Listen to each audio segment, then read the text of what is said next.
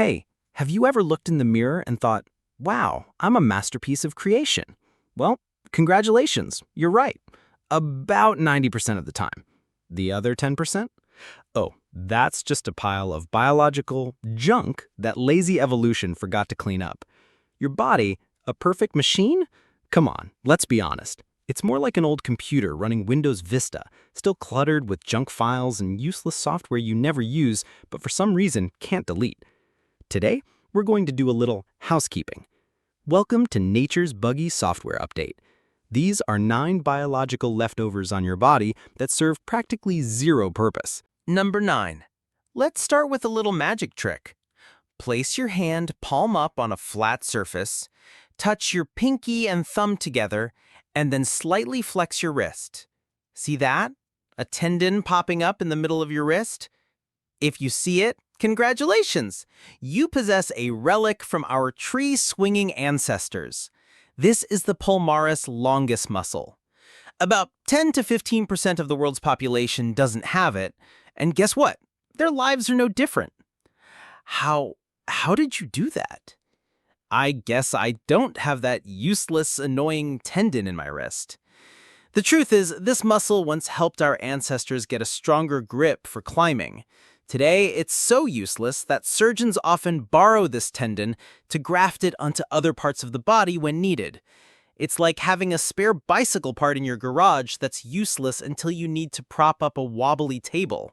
So, if you don't have it, don't worry. You're just a little more evolved than the rest of us. Junk. Number 8. Next, let's talk about the stuff that makes you look more like a kiwi fruit than a human. Hair. Of course, the hair on your head protects you from the sun, and eyebrows keep sweat away. But what about the rest of it? Arm hair? Leg hair? Hair in, other places? Millions of years ago, when our ancestors hadn't invented designer clothes, this thick coat of fur was essential for warmth. Now, its main function is clogging your shower drain. And accompanying this useless fur is an even more useless reflex, goosebumps. This is caused by tiny erector pili muscles at the base of each hair contracting. For a porcupine, puffing up its quills can scare off enemies. For our hairy ancestors, it created an insulating layer of air. And for you, it just lets everyone know you're cold, or that you just heard a really epic piece of music. Oh, are you trying to puff up your fur to scare me? That's adorable. Exactly. Goosebumps today are a defense mechanism with about as much threat potential as a wet kitten. Completely useless. Number 7. Look in the mirror. At the inner corner of your eye, near your nose. See that tiny pinkish bit of flesh?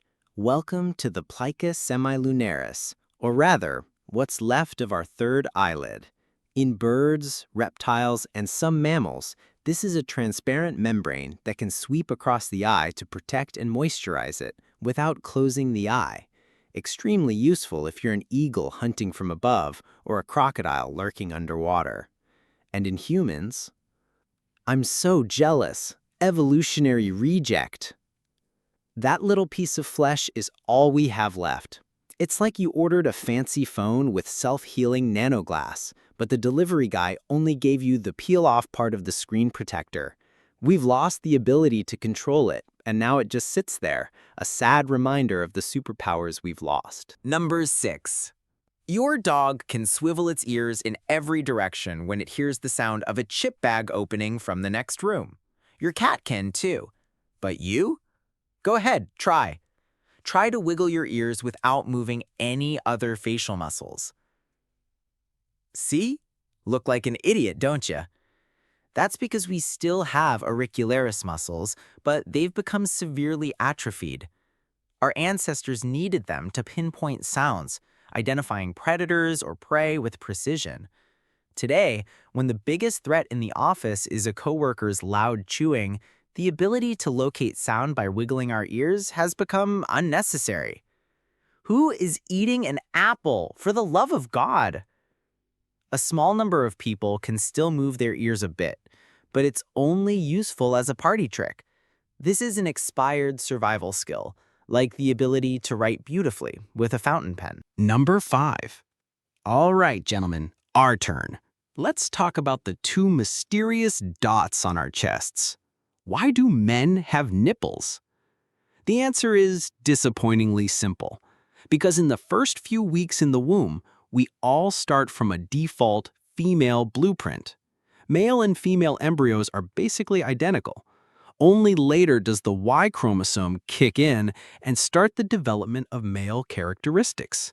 But by then, the nipples have already been installed, and the biological operating system was too lazy to uninstall them. It's perfect. Strength, speed, artificial intelligence, everything is flawless. Wait, why does it have two pink LED lights on its chest? Ah, that's from the original template. We forgot to take them out. Whatever, just leave them. They're decorative. Basically, male nipples are a feature that never got activated. They have plenty of sensitive nerve endings, and theoretically, under rare medical conditions, men can lactate. But 99.9% of the time, their only function is to make you self-conscious at the pool if you forget a t-shirt. Number 4. Wisdom teeth. Such an elegant name for a medieval torture device that grows inside your mouth. Our ancestors, with their larger jaws and a diet of roots, tough nuts, and raw meat, desperately needed this third set of molars to grind up food. But when we started cooking our food and using knives and forks, our jaws got smaller. The problem is, nobody sent the memo to the tooth production department, so these wisdom teeth still try to erupt in a crowded space, like an uninvited guest who insists on crashing on your couch. They grow in crooked, impacted, pushing against other teeth, causing infection, pain, and costing you a fortune at the dentist. Move it, losers, the boss needs a seat.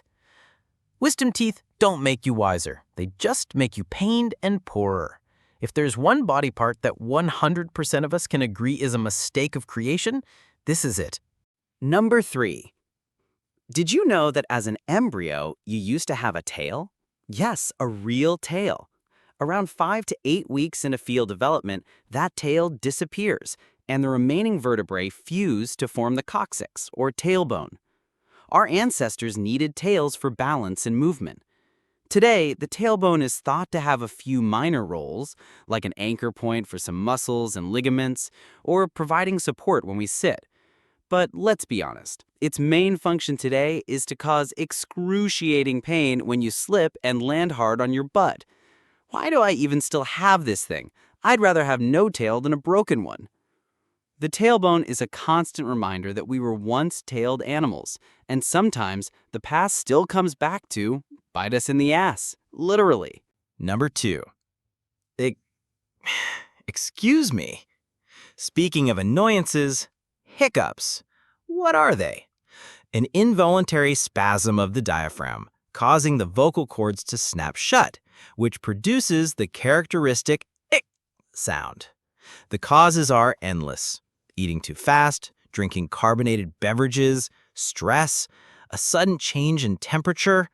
But the deep origin of this reflex is what's truly insane. One theory suggests it's a leftover from our amphibian ancestors. Tadpoles use a similar muscle spasm to pump water over their gills without letting it into their lungs.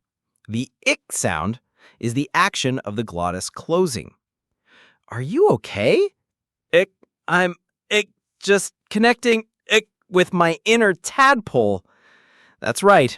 Every time you hiccup, it might be because your ancient reptilian brain thinks you're about to drown. What an outdated and incredibly annoying alarm system. Number 1. And the champion of uselessness, the part that's extra in every sense of the word, the appendix. This small, finger-shaped pouch is located where the small and large intestines meet. In the past, it might have helped our grass-eating ancestors digest cellulose. Some recent studies suggest it could be a safe house for good bacteria. A great safe house. A safe house that's prone to getting blocked, infected, swelling up like a balloon filled with pus, and if not removed in time, it will rupture, causing a massive infection in your entire abdomen that can kill you. We're trapped. This real estate plan was a disaster. Let's be real. Calling the appendix a body part is like calling a ticking time bomb a decorative clock. It's not just useless, it's actively dangerous, which is why it deserves the #1 spot on our list of nature's design flaws. So there you have it, 9 redundant components your body is still hosting, from relics of climbing and fish-like reflexes to a ticking time bomb in your gut. It makes you wonder, doesn't it? Our bodies, as complex and miraculous as they are still full of bugs and temporary patches from millions of years of evolution. So what about you? Do you have that tendon in your wrist? Have you ever had your appendix or wisdom teeth removed? And the biggest question is, how many other logical flaws are we carrying around and still managing to live surprisingly well with? Let me know your thoughts in the comments below. Don't forget to like, share, and subscribe to Dude Explains Stuff, because sometimes the best way to understand ourselves is to realize just how messy we are.